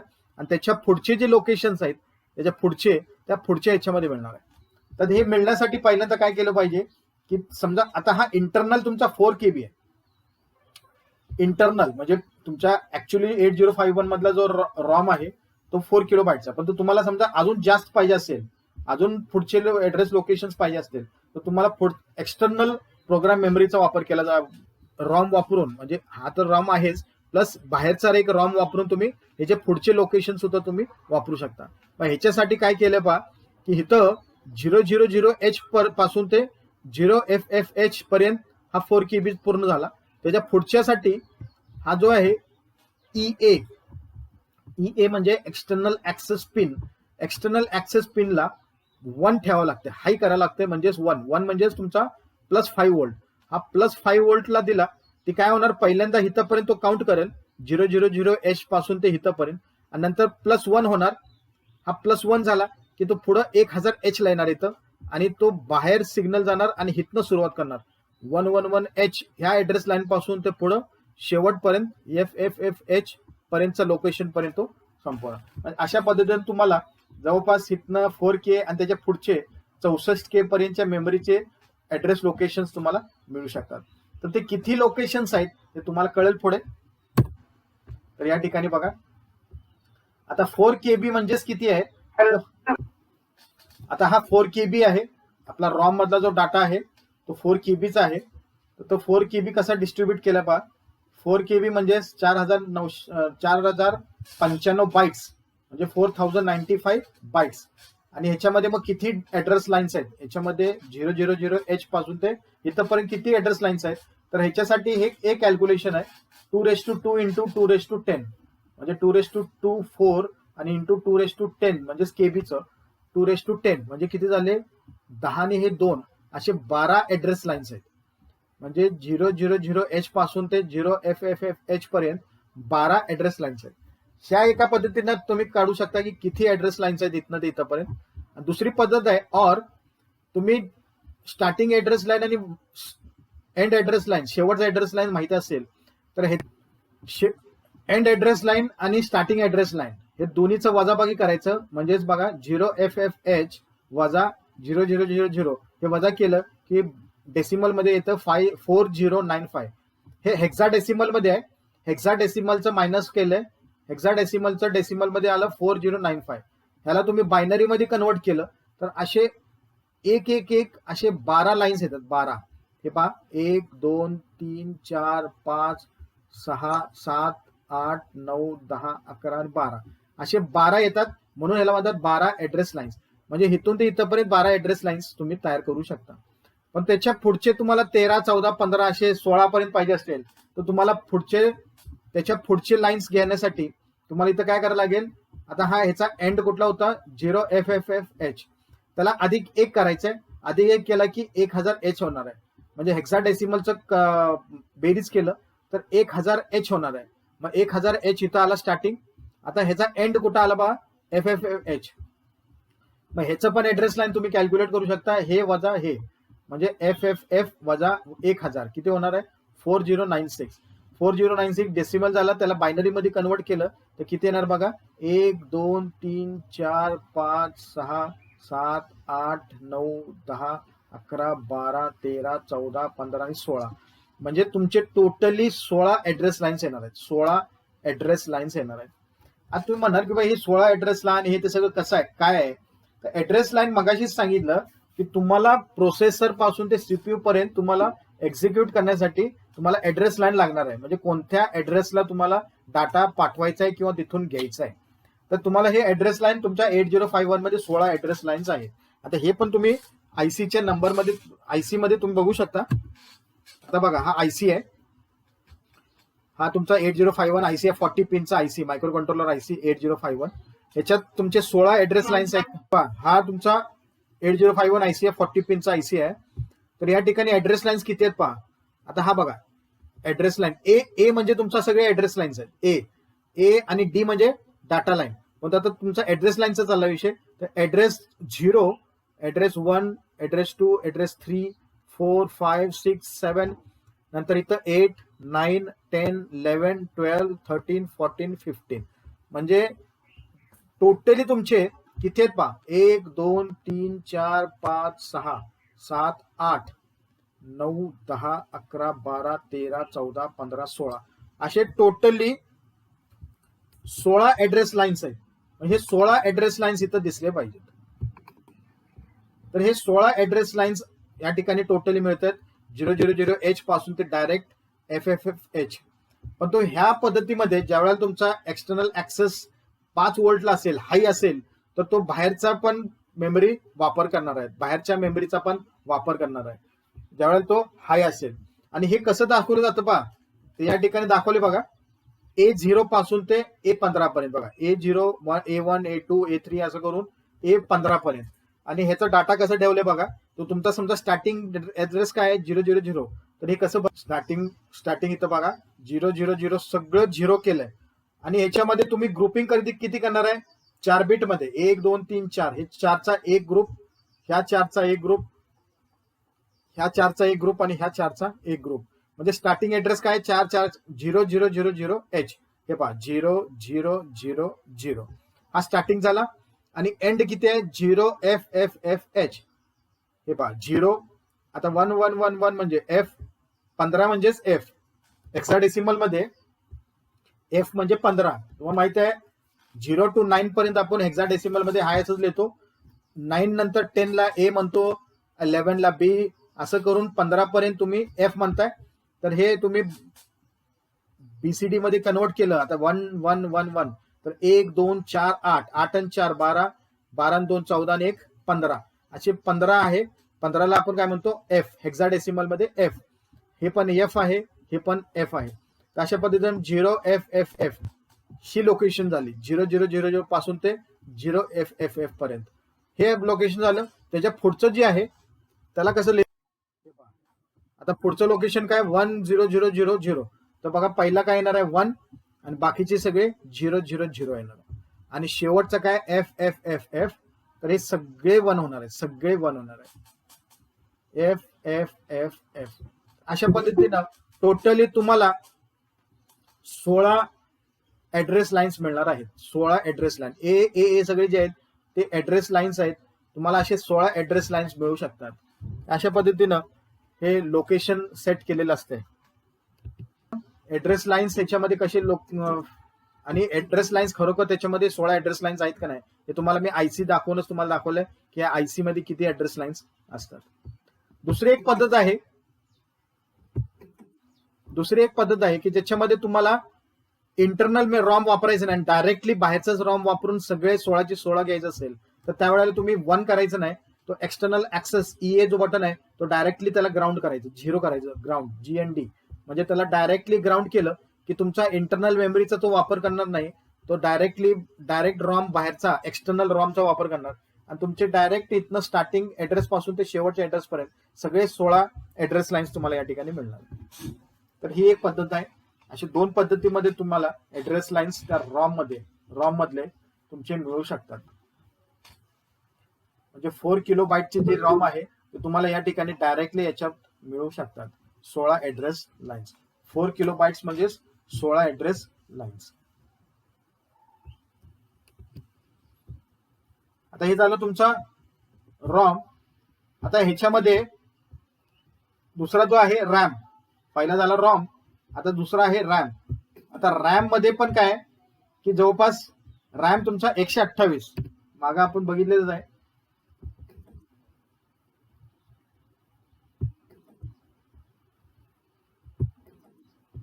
ते पहा रॉम किती आहे 4 किलोबाईट्स आहे, रॅम किती आहे 128 बाईट्स आहे. त्या ठिकाणी पहा टोटली 128 बाईट्स जे आहेत ते असे डिस्ट्रीब्यूट केलेत. तर कसे डिस्ट्रीब्यूट केलेत तर त्याच्यामध्ये बँक 0, बँक 1, बँक 2, बँक 3, नंतर बिट ऍड्रेसेबल रजिस्टर आणि जनरल पर्पज रजिस्टर 128 बाईट्स. आणि अजून एक एक्सटर्नल 128 बाईट्स असतात त्याला SFRs म्हणतात, स्पेशल फंक्शन रजिस्टर. 128 म्हणजे जवळपास 256 बाईट्सचे तुम्हाला मेमरी मिळते. डाटा मेमरी म्हणजेच रॅम भेटते. रॅम म्हणजेच तुम्हाला टेम्पररी डाटा स्टोअर करण्यासाठी असे रॅम्स भेटतात की ज्याच्यामध्ये तुम्हाला असे ऍड्रेस लाईन्स मिळू शकतात. 00H पासून ते 7FH पर्यंत. आता हे पण टोटल किती आहे ते पण आपल्याला कॅल्क्युलेट करता येते. तर याच्यामध्ये पहिल्यांदा कसं आहे की आता जो बँक झिरो आहे समजा, तर बँक झिरो म्हणजे तो बाय डिफॉल्ट बँक झिरो मध्ये 8 बिट्स असतात. R0 पासून ते R7 पर्यंत, म्हणजे तुम्ही काउंट केलं तर जवळपास 8 बिट्स भेटतील. 8 बिट्स म्हणजे 8 ऍड्रेस लाईन झाले 00H पासून ते 07H पर्यंत. हे असे 4 आहेत, म्हणजे 8 चौक 32 बाईटचा हा झाला तुमचा बँक रजिस्टर बँक. हा रजिस्टर बँक 4 झाले प्रत्येक 8 बिटचा, म्हणजे हे झाले तुमचा 32 बाईट्स.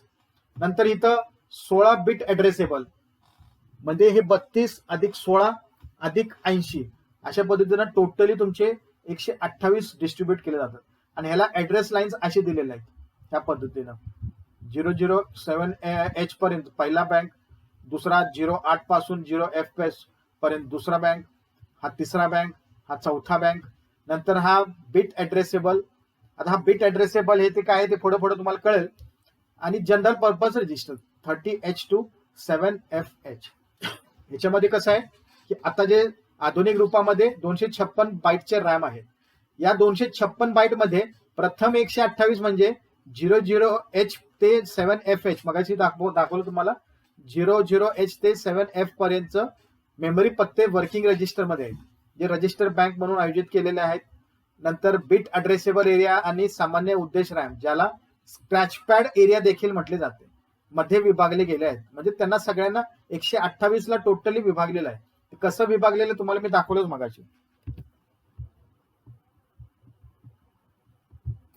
म्हणजे याच्यामध्ये तुमची विभागणी कशी केली तुम्ही बघितलंच बघा. म्हणजे हे जे टोटली 128 आहेत त्यात 128 कसे विभागलेत, तर हे 8 चौक 32 आहेत, हे 16 आहे आणि हे 80 आहे.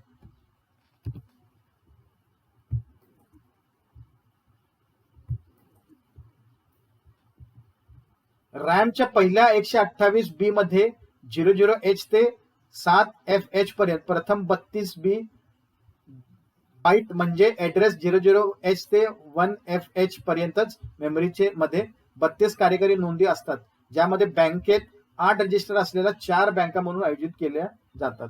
मग अशी तेच दाखवलं तुम्हाला की हे जे 4 बँक्स आहेत त्या बँक्स मध्ये प्रत्येकामध्ये 8 बिट्स आहेत, म्हणजे 8 चौक 32 बाईटचे हे बँक आहे टोटली. 00H ते 1FH हेच दाखवले, 00H ते 1FH. नंतर आता हे बँक्स आपण बघितलंच की बँक 4 आहे, 1 आहे, 2 आहे, 3 आहे, अशी या 4 बँकाची नावे आहेत. प्रत्येक बँकेत R0 पासून ते R7 असे नाव असलेले 8 रजिस्टर असतात. प्रत्येक रजिस्टर 2 मार्गाने संबोधित केले जाऊ शकते, एक तर नावाने किंवा पत्त्यांनी. आता याच्यामध्ये पहा,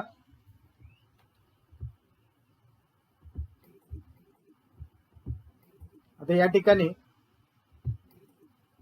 तुम्ही या ठिकाणी रजिस्टरचं नाव देताना ऍड्रेसचं नाव देताना तुम्ही ते एकतर 00 म्हणू शकता किंवा RO, म्हणजे RO त्याचं नाव झालं आणि 00S म्हणजे त्याचे ऍड्रेस लाईन झाले. म्हणजे ऍड्रेस लाईन या 00 पासून तुम्ही देऊ शकता किंवा RO. तुम्हाला समजा ऍड्रेस, आता हे लोकेशन्स आहेत, या तुमच्या मेमरी मधले हे लोकेशन्स आहेत. तर लोकेशन्स साठी तुम्हाला पहिल्यांदा ऍड्रेस लागणार. मग ऍड्रेस म्हणजे काय, हे सगळे ऍड्रेस आहेत.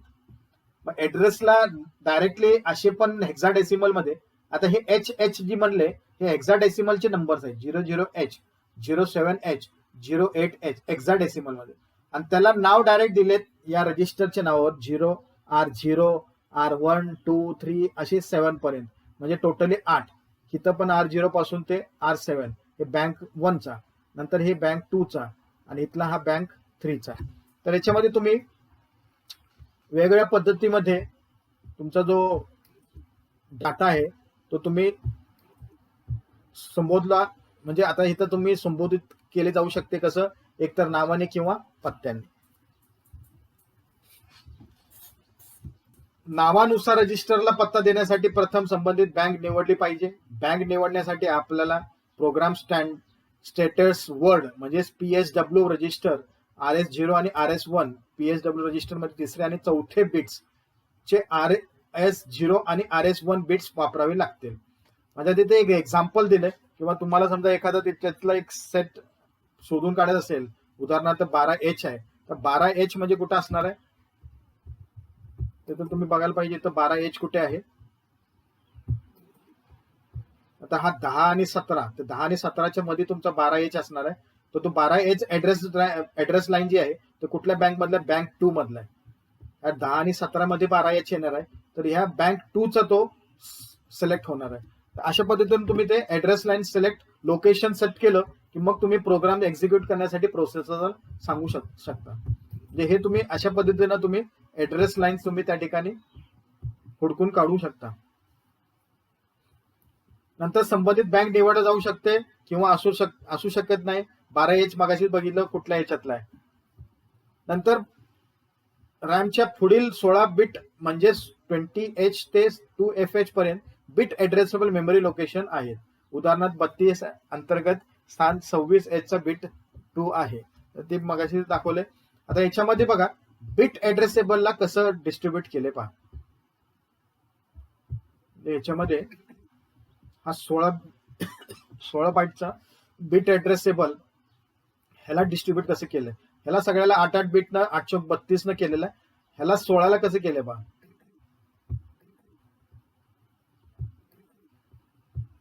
तर हे 20 पासून ते 2F पर्यंत जवळपास 16 बिट ऍड्रेसेबल लोकेशन्स आहेत आणि ह्याच्यामध्ये परत 8 बिट्स असे इकडच्या बाजूला केलेले आहेत. हे टोटली 16 आहेत बघा. 1 2 3 4 5 6 7 8 9 10 11 12 13 14 15 16 बाईटचा हे बिट ऍड्रेसेबल लाईन्स आहेत आणि प्लस हे आडवे पण आहेत. उभे 16 आहेत, आडवे 8 आहेत बघा. 1 2 3 4 5 6 7 आणि 8 बिट ऍड्रेसेबल आहे. म्हणजे सेपरेट बिट ऍड्रेसेबल म्हणजे डायरेक्टली तुम्हाला समजा हे समजा 15 आहे, मग ऍड्रेस लाईन जी आहे ऍड्रेस लाईन 12 आहे आणि प्लस बिट कितवा बिट आहे तो 15वा बिट आहे. 15वा बिटला तुम्ही डाटा स्टोअर करू शकता किंवा तिथला डाटा घेऊ शकता. हे लोकेशन आहे, हे लोकेशन्स आहेत बिट ऍड्रेसेबल मध्ये. नावामध्येच आहे बिट ऍड्रेसेबल म्हणजे हे सेपरेट बिट दिलेलं असते. इथं कसं आहे की तुमचं डायरेक्टली एकतर R5 R7 असेल किंवा 1F असेल किंवा 18 असेल किंवा इथं तुमचा R0 किंवा R1 असेल. इथं कसं आहे डायरेक्ट बिट बाय बिट आहे. तुम्हाला कुठल्या डायरेक्ट लोकेशनला तुम्हाला मेमरी डाटा स्टोअर करायचा आहे की डाटा तिथून घ्यायचा आहे, म्हणून याला बिट ऍड्रेसेबल म्हणतात. तर असे 16 बाईटचे बिट ऍड्रेसेबल रॅम आहे. रॅम मध्ये डिस्ट्रीब्यूट केलेलं आहे, विभागणी केलेली आहे. नंतर हे तुम्ही आता बघितलं. पुढे 80 बाईटचे जनरल पर्पज रजिस्टर्स आहेत. यामध्ये 30H ते 7FH पर्यंत तुम्हाला जनरल पर्पज रजिस्टर्स मिळणार आहेत 80 बाईटचे. म्हणजे हे सगळे तुमचे मेमरी लोकेशन्स आहेत 30H ते 7FH. इथे तुम्हाला 80 बाईटचा मेमरी लोकेशन मिळणार. म्हणजे अशा पद्धतीने 4 बँक रजिस्टर्स या ठिकाणी बिट ऍड्रेसेबल रजिस्टर्स आणि इथे जनरल पर्पज रजिस्टर्स असे 128 बाईटचा मेमरी लोकेशन्स रॅम मध्ये विभागणी केलेली आहे. आणि मग पुढचे जे आहेत एक्स्ट्रा पुढचे जे आहेत ते तुमचे 128 बाईटचे SFR स्पेशल फंक्शन रजिस्टर्स. तर स्पेशल फंक्शन रजिस्टर्स एक्स्ट्रा जे 128 आहेत त्याच्यामध्ये पहा 21 SFRs आहेत. Special function registers are available out of 21. 11 are bit addressable and 10 are byte addressable. मग याच्यामध्ये कोणते कोणते आहेत तर हे सगळे 21 आहेत.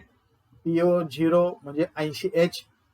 आता हे ऍड्रेसची नावं आहेत आणि हेक्साडेसिमल मधले त्याचे कोड्स आहेत. PO SP. आता PO म्हणजे पोर्ट 0 बिट ऍड्रेसेबल आहे सॉरी. आणि 80H म्हणजे तो हेक्साडेसिमल कोड आहे, त्याला हेक्साडेसिमल कोड. नंतर SP म्हणजे स्टॅक पॉइंटर, हा पण बाईट ऍड्रेसेबल आहे आणि स्टॅक पॉइंटरला हेक्साडेसिमल कोड आहे 81H हे सगळं तुम्हाला इथं या स्पेशल यामध्ये दिसत असेल बघा. हे बघा इथं PO 80H, SP 81H, DPL 82H, DPH 83H, नंतर 84, 85, 86, 87 या पद्धतीने तुम्हाला या ठिकाणी दाखवले पहा. 83 म्हणजे DPL म्हणजे काय, data pointer low byte. DPH data pointer high byte. PCON power control register byte addressable. तर हे स्पेशल फंक्शन रजिस्टर्स आहेत. या ठिकाणी तुम्ही बघितलं की हे सेपरेट रजिस्टर बी मध्ये बिट बाय बिट आहे या ठिकाणी दाखवलंय. इथं सुद्धा अक्युमुलेटरला इथे सुद्धा बिट बाय बिट दिलेलं आहे. जिथं हे सेपरेट बिट बाय बिट आहे तर ते बिट ॲड्रेसेबल आहे आणि जिथं नाही आहे ते बाईट ॲड्रेसेबल आहे. उदाहरणार्थ हा एक रजिस्टर आहे BACC, नंतर हा PSW, हा एक आहे PSIE. तर हे स्पेशल फंक्शन रजिस्टर मधले हे काय जे रजिस्टर्स आहेत रजिस्टर बँक्स हे सगळ्या ह्याच्यामध्ये हे बिट ॲड्रेसेबल आहे. सेपरेट दाखवले हे सगळे बिट ॲड्रेसेबल आहे. आणि जिथं नाहीत, उदाहरणार्थ हे आता SBUF हे नॉट ॲड्रेसेबल आहे. इथं सुद्धा TM1 नॉट ॲड्रेसेबल आहे. तर जिथं बिट बाय बिट नाही तो बाईट ॲड्रेसेबल आहे, जिथं बिट बाय बिट आहे तो बिट ॲड्रेसेबल आहे. त्याचे आपण डिटेल्स इथं बघितलं. प्रत्येकाचं नाव काय आहे. PO म्हणजे पोर्ट 0, SP म्हणजे स्टॅक पॉइंटर, DPL म्हणजे डाटा पॉइंटर, DPH म्हणजे data pointer high, data pointer low, नंतर PCON पॉवर कंट्रोल रजिस्टर. तर हे सगळे वेगवेगळे प्रकारचे special types of function registers. हे सुद्धा एक मेमरी लोकेशन्स आहेत. आता ज्या वेळेला एखाद्या मायक्रो कंट्रोलरमध्ये तुम्ही प्रोग्रामिंग करता तर मायक्रो कंट्रोलरमध्ये प्रोग्रामिंग करताना ह्या दोन रजिस्टर जास्त करून वापरलं जातं मायक्रो कंट्रोलरमध्ये. एक म्हणजे तुमचा अक्युमुलेटर आणि दुसरा तुमचा बी रजिस्टर. जे बी रजिस्टर जास्त करून मल्टिप्लिकेशनसाठीच वापरला जातो. मल्टिप्लिकेशन ज्या वेळेला करायचं असेल त्यावेळेला हा बी रजिस्टरचा वापर केला जातो. आणि तुमच्या मायक्रो कंट्रोलरमध्ये तुमचा जो डाटा कॅल्क्युलेशन केल्यानंतर जो स्टोअर होतो ते मेन या अक्युमुलेटरमध्ये स्टोअर होतो. हा रजिस्टर थोडक्यात रजिस्टर म्हणजेच काय की जिथं तुमचा डाटा स्टोअर होणार आहे तो ठिकाण म्हणजे तुमचा रजिस्टर. तर टोटली आपण असे 128 बाईटचे मेमरी लोकेशन आणि स्पेशल फंक्शन रजिस्टरचे 128 मेमरी लोकेशन्स आपण या रॅम मधले पाहिले.